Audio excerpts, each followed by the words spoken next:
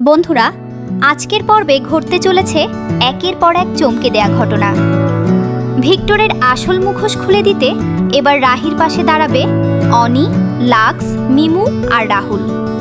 তাহলে চলুন জেনে নেওয়া যাক আজকের পর্বের সবচেয়ে বড় আপডেট।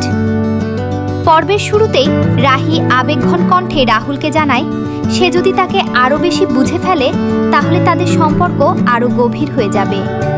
কিন্তু রাহুলও জানিয়ে দেয় সত্যের লড়াইয়ে যদি রাহি নিজের নির্দোষিতা প্রমাণ করতে পারে তাহলে সে সবার বিরুদ্ধে গিয়েও রাহির হাত ছাড়বে না।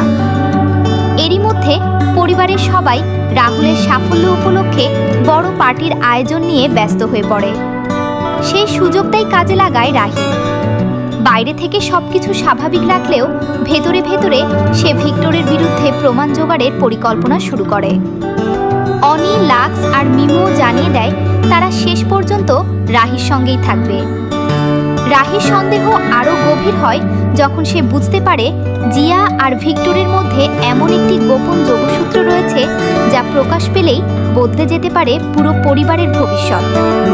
তাই সত্য জানার জন্য সে ক্যাফের সেই গুরুত্বপূর্ণ ব্যক্তির কাছে পৌঁছানোর সিদ্ধান্ত নেয়। অন্যদিকে রাহুল সবকিছু নীরবে লক্ষ্য করতে থাকে।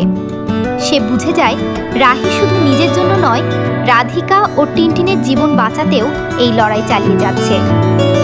তাহলে কি এবার সত্যি ভিক্টরের সব মিথ্যে ফাঁস হয়ে যাবে, নাকি সামনে অপেক্ষা করছে আরও বড় কোনো চমক? সব জানতে আজকের পর্ব একদম শেষ পর্যন্ত দেখুন।